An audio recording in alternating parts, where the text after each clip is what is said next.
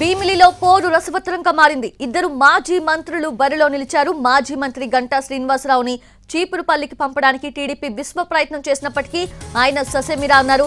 పోటీ చేస్తే భీమిలి నుంచే పోటీ చేస్తా, లేకపోతే సైలెంట్ గా ఉంటానని అధిష్టానానికి తేల్చి చెప్పారు. దీంతో చివరి వరకు ఈ సీటుపై చర్చలు సాగించిన టీడీపీ గంటాకే టికెట్ ఇచ్చింది. దీంతో ఆయన అవంతి శ్రీనివాస్ని ఎదుర్కోబోతున్నారు.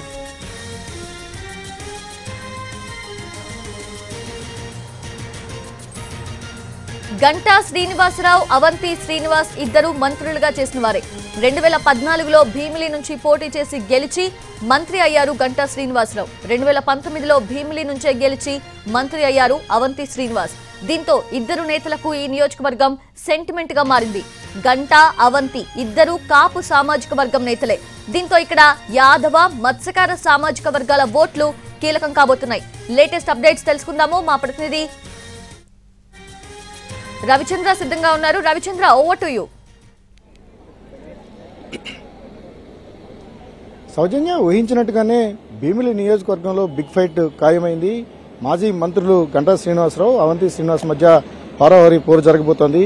చివరి వరకు గంటా శ్రీనివాసరావు టికెట్పై సందిగ్ధతను కొనసాగిస్తున్న తెలుగుదేశం హైకమాండ్ ఆఖరికి ఆయన సీట్ను ఖరారు చేసింది. మొదటి నుంచి గంటా శ్రీనివాసరావు తాను భీమిలి నియోజకవర్గం నుంచి పోటీ చేయాలని భావిస్తున్నట్టుగా హైకమాండ్కు పదే పదే చెప్పారు. ఆ విషయంపైన చర్చలు జరిగినాయి.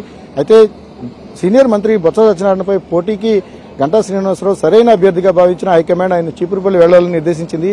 కానీ తాను చీపురుపల్లి వెళ్లడానికి కానీ అక్కడ ఈక్వేషన్స్ ను లెక్కేసుకున్నప్పుడు సాధ్యపడదు, తను అక్కడికి వెళ్లి పోటీ చేయలేను, తన ఆరోగ్య రీత్యా కావచ్చు, దూరభారాన్ని లెక్కేసుకున్నప్పుడు కూడా తాను చీపురుపల్లికి వెళ్లలేనని గంటా శ్రీనివాసరావు చాలా స్పష్టంగా హైకమాండ్కి చెప్పారు. ఈ క్రమంలోనే భీమిలి సీటు గంటాకు వస్తుందా రాదా, ఆయన మరోసారి ఎన్నికల్లో పోటీ చేస్తారా చేయరా అనే సందిగ్ధత కొనసాగిన తరుణంలో ఫైనల్ గా ఆయన పేరును ఖరారు చేసింది. భీమిలి నియోజకవర్గం నుంచి గంటా శ్రీనివాసరావు పోటీ చేయడం ఖాయమైంది.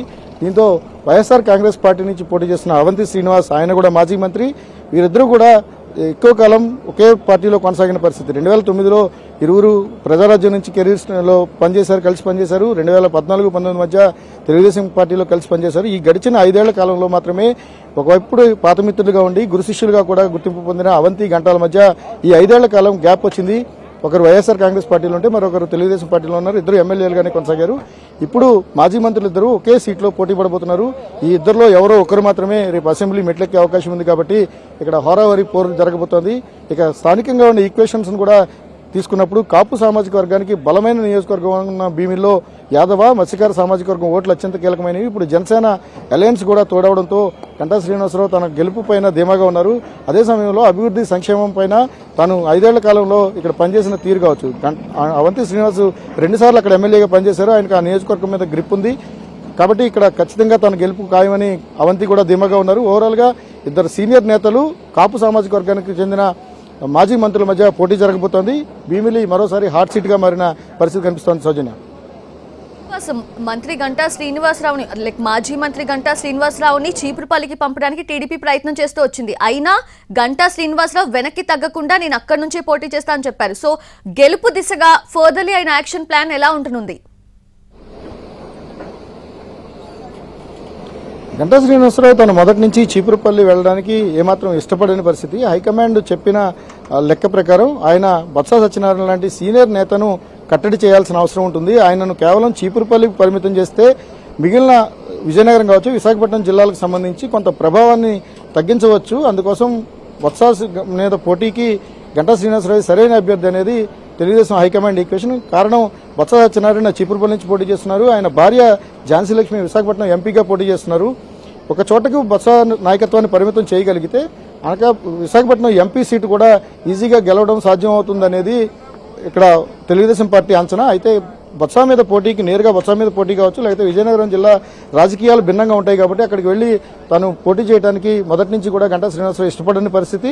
తాను చీపురుపల్లి వెళ్లేది లేదు, అవసరం అనుకుంటే రాజకీయాల నుంచి వైదొలిగి ఈసారి పోటీకి దూరంగా ఉంటానని కూడా ఆయన హైకమాండ్కు స్పష్టంగా చెప్పేశారు. ఈ క్రమంలోనే ఐవీఆర్ఎస్ సర్వేలు కూడా జరిగాయి.